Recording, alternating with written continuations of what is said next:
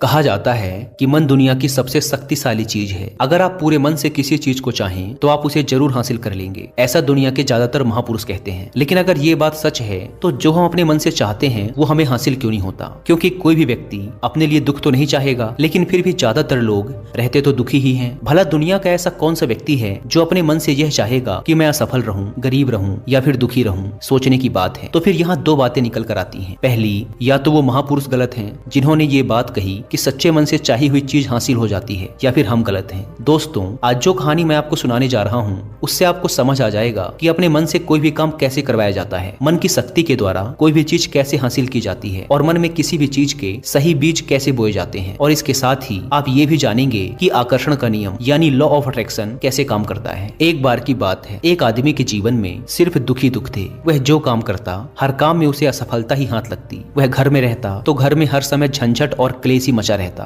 वह किसी से मदद मांगता तो कोई भी उसकी मदद करने को तैयार नहीं होता। बस चारों तरफ से हताशा और निराशा ही उसके हाथ लग रही थी। उसे ऐसा लग रहा था जैसे चारों तरफ से दुखों का पहाड़ उस पर ही टूट पड़ा है। उसे समझ नहीं आ रहा था कि मैं इन दुखों से पार कैसे पाऊं। वह दिन रात बस यही सोचता रहता कि मैं अपने इन दुखों से छुटकारा कैसे पा सकता हूँ। इसी कारण से वह रात में ठीक से सो भी नहीं पाता था। उसकी आंखों के नीचे बड़े बड़े काले घेरे बन गए थे और बाल भी झड़ने लगे थे। हर समय चिंता करने की वजह से उसका स्वभाव काफी चिड़चिड़ा और शरीर बहुत कमजोर हो गया था। कभी कभी तो उसके मन में आत्महत्या करने के विचार भी आते थे, लेकिन अपने परिवार के बारे में सोचकर वह यह कदम नहीं उठा पाता था। अपनी परेशानियों से वह इतना परेशान हो चुका था कि उसने एक दिन यह निर्णय किया कि वह अपने इन सभी दुखों से छुटकारा पाकर ही रहेगा, चाहे इसके लिए उसे कुछ भी करना पड़े, कितनी ही मेहनत करनी पड़े वह करेगा, लेकिन अपने दुखों से छुटकारा पाकर ही रहेगा। इसी विचार के साथ एक दिन उसने अपने एक मित्र से पूछा कि मैं अपने जीवन को खुशहाल कैसे बना सकता हूँ। उसके मित्र ने सुझाव दिया कि तुम किसी बाबा के पास जाओ। बाबाओं के पास ऐसा मंत्र होता है जिससे सारे दुख खत्म हो जाते हैं और जीवन खुशियों से भर जाता है। वह धन संपदा भी हासिल हो जाती है। बस तुम किसी ऐसे बाबा को ढूंढ लो और तुम्हारा काम हो जाएगा। उस आदमी के मन में यह बात अंदर तक बैठ गई कि अब कोई बाबा ही मेरी समस्याओं का समाधान कर सकता है। इसीलिए अब से उसे जिस भी बाबा के बारे में पता चलता वह उसके पास पहुंच जाता और अपनी सारी समस्या बताकर उसका समाधान पूछता और कहता, बाबा मैं कुछ भी करने को तैयार हूँ, आप जो कहेंगे मैं सब करूंगा, बस आप मुझे मेरे दुखों से छुटकारा दिलवा दें। बाबा उसे कुछ उपाय बता देते और कहते, इस उपाय को करने के बाद तुम्हारे घर में सुख शांति बनी रहेगी, लेकिन याद रहे इस उपाय को पूरे नियम के साथ करना। इन उपायों के बदले बाबा उस आदमी से अच्छी खासी दान दक्षिणा ले लेते। वह आदमी पूरे नियम विधि के साथ उन उपायों को करता, लेकिन बहुत से उपाय करने के बाद भी उसके जीवन में कोई बदलाव नहीं आ रहा था। इसके विपरीत बहुत से बाबाओं को दान दक्षिणा देते देते उसका धन भी खत्म होने लगा था, जिससे उसकी मुसीबतें और भी बढ़ने लगी थी। उसने सोचा, इन बाबाओं के पास जाने से तो मेरी मुसीबतें और बढ़ने लगी हैं, तो क्या करूं?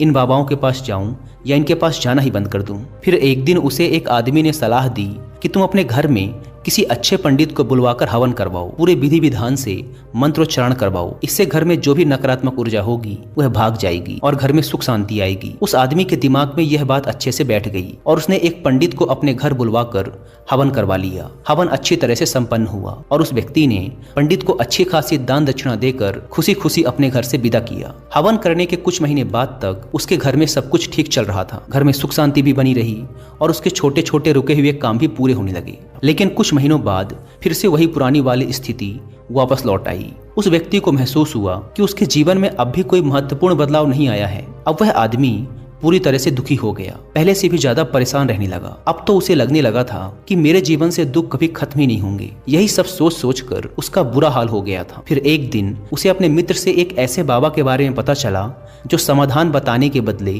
कोई दान दक्षिणा नहीं लेते। उस व्यक्ति ने सोचा, यह बाबा तो दूसरे बाबाओं से अलग हैं, क्योंकि यह तो कोई दान दक्षिणा ही नहीं लेते, और अगर यह कोई दान दक्षिणा नहीं लेते तो जरूर ये कोई सिद्ध बाबा ही होंगे। यही सोचकर वह उन बाबा के पास पहुंच जाता है। वहां पहुंचकर वह देखता है कि बाबा ध्यान कर रहे हैं, इसीलिए वह वहीं चुपचाप बैठकर बाबा के ध्यान से बाहर निकलने का इंतजार करने लगता है। थोड़ी ही देर में बाबा की आंखें खुलती हैं और वो अपने सामने एक दुखी और परेशान व्यक्ति को बैठा पाते हैं। व्यक्ति की शारीरिक और मानसिक हालत को देखकर बाबा को यह समझते देर नहीं लगी कि यह व्यक्ति अपने जीवन से कितना परेशान है। बाबा ने उसे संबोधित करते हुए कहा, बच्चा बाबा के पास कौन सी समस्या लेकर आए हो, किस बात से परेशान हो तुम? उस व्यक्ति ने कहा, बाबा मैं अपने जीवन के दुखों से बहुत ज्यादा परेशान हूँ। मैंने अपने दुखों को कम करने का बहुत प्रयास किया, हर वो काम किया जो किसी बाबा ने मुझसे करने को कहा, हर वो तरकीब अपनाई जो किसी व्यक्ति ने मुझसे कही, लेकिन मेरे जीवन के दुखों में कोई कमी नहीं आई। इसके विपरीत मेरे दुखों में और बढ़ोतरी हो गई।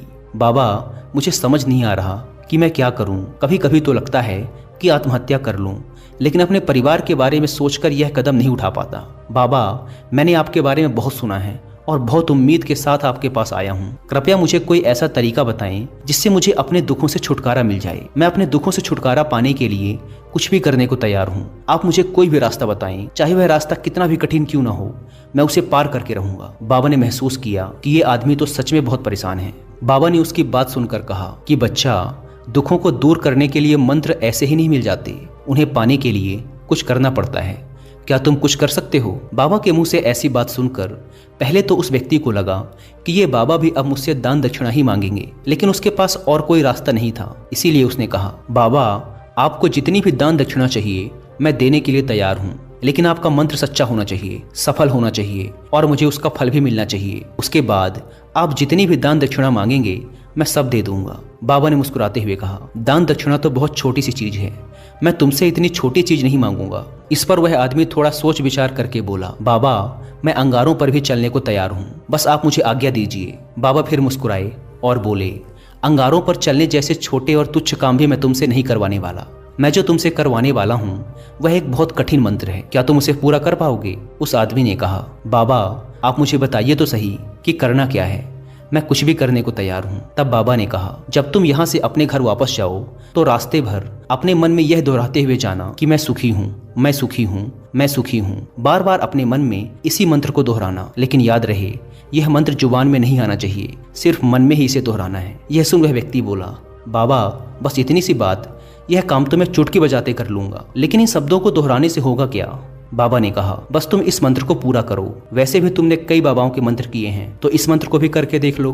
उस आदमी ने सोचा, बाबा कोई दान दक्षिणा तो ले नहीं रहे और वैसे भी यह कितना आसान सा मंत्र है, मैं इसे पूरा कर ही लूंगा, तो फिर एक बार करके देखने में क्या हर्ज। उसने कहा, ठीक है बाबा, मैं इस मंत्र को जरूर पूरा करूंगा। यह कहकर वह वहां से चलने लगा, लेकिन जैसे ही वह चला पीछे से बाबा की आवाज आई कि बच्चा एक बात याद रखना, जब तुम यह मंत्र अपने मन में दोहराओ तो तुम्हारे मन में बंदर का विचार नहीं आना चाहिए, बंदर का ख्याल भी नहीं आना चाहिए, तभी यह मंत्र सिद्ध होगा। वह आदमी बोला, मुझे तो आज तक बंदर का विचार नहीं आया, तो फिर आज क्यों आएगा? आप चिंता मत कीजिए बाबा, मैं अपने मन में सिर्फ यही दोहराऊंगा कि मैं सुखी हूँ, मैं सुखी हूँ। इसके अलावा बंदर का कोई भी विचार मेरे मन में नहीं आएगा। इतना कहकर वह आदमी वहां से चल देता है। अपने मन में मैं सुखी हूँ, मैं सुखी हूँ यह दोहराता हुआ कुछ ही दूर चला था कि उसके मन में अचानक ही बंदर का विचार आ गया। बंदर का विचार आया और चला भी गया। वह आदमी सोचने लगा कि आज तक तो मेरे मन में बंदर का कोई विचार नहीं आया, फिर आज ही क्यों बंदर का विचार आया? ऐसे सोचते हुए उसने उस बंदर के विचार को ही पकड़ लिया। वह बंदर के बारे में ही सोचने लगा। वह भूल गया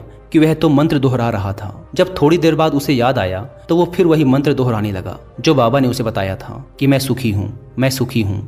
लेकिन कुछ ही दूर चलने के बाद उसे रास्ते में अचानक एक बंदर दिखाई पड़ा और उसके मन में फिर से बंदर का विचार आ गया। वह इस बंदर के विचार को अपने मन से बाहर निकालने का प्रयास करने लगा। वह प्रयास करने लगा कि उसके मन में बंदर का कोई भी विचार न आए। वह अपने विचारों से ही लड़ने लगा और इसी उधेड़-बुन के साथ वह घर पहुंचा। घर पहुंचने के बाद उसने अपनी पत्नी से कहा, ए बंदरिया, मुझे खाने में बंदर परोस दो। और जब उसे एहसास हुआ कि उसने क्या बोल दिया है तो वह अपने बाल नोचने लगा, दीवार पर सर पटकने लगा कि आज तक मुझे बंदर का कोई विचार नहीं आया, लेकिन आज मुझे यह क्या हो गया है? हर जगह बंदर ही बंदर क्यों दिखाई पड़ रहे हैं? यह कैसी माया है? यही सब सोच सोच कर वह आदमी रात भर सो नहीं पाया। पूरी रात करवटें बदलता रहा और जैसे ही सुबह हुई वह सीधे उन बाबा के पास पहुंच गया और उनके चरणों में गिरकर बोला, बाबा, पता नहीं क्या चमत्कार हो रहा है। आज तक मुझे बंदर का कोई विचार नहीं आया, लेकिन कल से जब से आपने ये कहा कि मन में बंदर का विचार नहीं आना चाहिए, तब से मुझे हर जगह बंदर ही बंदर दिखाई दे रहे हैं। आदमी ने कहा, बाबा, मुझे तो आपके पीछे भी एक बंदर पेड़ पर बैठकर केले खाता हुआ दिखाई दे रहा है। बाबा, मेरे साथ ये हो क्या रहा है? उस आदमी की यह बात सुन बाबा हंसने लगे और बोले, बच्चा, मन का जाल एक ऐसा जाल है जिसे समझ पाना इतना आसान नहीं है। यह बंदर तो तुम्हारे रास्ते पर तब भी पड़े थे जब तुम पहली बार मेरे पास आए थे। तब भी ये बंदर इन्हीं पेड़ों पर घूम रहे थे, लेकिन तब तुम्हारे ध्यान में यह बंदर नहीं आए, क्योंकि तब तुम्हारा ध्यान तुम्हारे दुखों पर था। बाबा ने उस आदमी को समझाते हुए कहा, बच्चा, हम जिस भी चीज से दूर भागना चाहते हैं वही चीज हमारे मन में बहुत गहराई से बैठ जाती है, वह हमारे अंतर मन में समा जाती है। वास्तव में हम जिस किसी भी चीज से छुटकारा पाना चाहते हैं, हम उससे छुटकारा इसीलिए पाना चाहते हैं क्योंकि वह चीज हमसे बहुत गहराई से जुड़ चुकी है, और हम जितना ही उससे छुटकारा पाना चाहते हैं वह उतनी ही गहराई से हमारे मन में बैठती चली जाती है और अंततः हमारे अंतर मन में छा जाती है। ऊपर से तो हम सभी चाहते हैं सुखी होना, और हमारे होंठ भी यही बोलते हैं कि मैं सुखी हूँ, मैं सुखी हूँ, लेकिन हमारे अंतर मन में दुख होते हैं। हमारे विचारों में, हमारे मन में हमें दुखी दिखाई देते हैं। हम अंदर से दुख के विचार ही पैदा कर रहे होते हैं। इसीलिए सिर्फ मुंह से यह बोलने से कि मैं सुखी हूँ, मैं सुखी हूँ, हम सुखी नहीं होने वाले जब तक इस मंत्र का हमारे अंतर मन में प्रवेश नहीं होता और हम अंदर से सुख के विचार पैदा नहीं करते। यह सुन आदमी ने पूछा, लेकिन बाबा, इस मंत्र का हमारे मन में प्रवेश कैसे होगा? ये कैसे हमारी अंतरात्मा में बैठेगा? बाबा ने कहा, बच्चा, अपने दुखों से लड़ना बंद कर दो। जब तक तुम अपने दुखों को दूर करने के बारे में सोचते रहोगे तब तक वह दुख तुमसे चिपके रहेंगे, तब तक वह दुख तुम्हारे अंतर मन में अपना राज्य जमाए बैठे रहेंगे। और जिस दिन से तुम उन दुखों के बारे में सोचना बंद कर दोगे उसी दिन से वह दुख तुम्हारी जिंदगी से गायब हो जाएंगे, क्योंकि किसी भी चीज से छुटकारा पाने के लिए हमें उस चीज के बारे में सोचना पड़ता है, और हम जितना ही उस चीज के बारे में सोचते हैं वह उतनी ही गहराई से हमारे मन में बैठती चली जाती है। हम ज्यादातर समय अपने दुखों के बारे में ही सोचते रहते हैं। हम यही मानते रहते हैं कि हमारे जीवन में दुख हैं और हमें इनसे छुटकारा पाना है। इसी तरह बार बार सोचते रहने की वजह से वो दुख हमारे अंतर मन में घर कर जाते हैं और हमें इसका पता भी नहीं चलता। इसीलिए अगर तुम अपने दुखों से छुटकारा पाना चाहते हो तो दुखों से छुटकारा पाने के बारे में सोचना छोड़ दो और तुम्हें तुम्हारे दुखों से छुटकारा मिल जाए। दोस्तों, आपने देखा होगा अक्सर लोग धूम्रपान छोड़ना चाहते हैं, शराब छोड़ना चाहते हैं, या फिर किसी गंदी लत को छोड़ना चाहते हैं। वह सुबह अपने आप से वादा करते हैं कि आज मैं कोई गलत काम नहीं करूंगा, लेकिन शाम को जब वह इंसान लौटता है तो नशे में चूर होकर लौटता है। आखिर ऐसा क्यों होता है कि जो हम सोचते हैं उसे पूरा नहीं कर पाते? असल में हम उस समस्या को बहुत ज्यादा महत्व दे रहे हैं। जब भी हम उस चीज को छोड़ने के बारे में बहुत ज्यादा सोचते हैं तो अपने मन में उस चीज की इंपॉर्टेंस, उसकी अहमियत बढ़ा देते हैं, और हम जितना उस चीज के बारे में सोचते हैं हमारा मन उतना ही उस चीज की ओर भागता है। हमें उस चीज से लड़ना नहीं है, बल्कि बिना सोचे गुजर जाना है। और अगर इस चीज को हम अच्छे से समझ जाते हैं तो फिर हम अपने जीवन में जो भी पाना चाहते हैं उसे अपने अंतर मन में डाल सकते हैं। और अगर एक बार वह लक्ष्य हमारे अंतर मन में बैठ जाता है तो फिर सफलता पाने में कोई समस्या नहीं आएगी, कोई परेशानी नहीं आएगी। दोस्तों, उम्मीद करता हूँ कि आपको यह वीडियो पसंद आई होगी।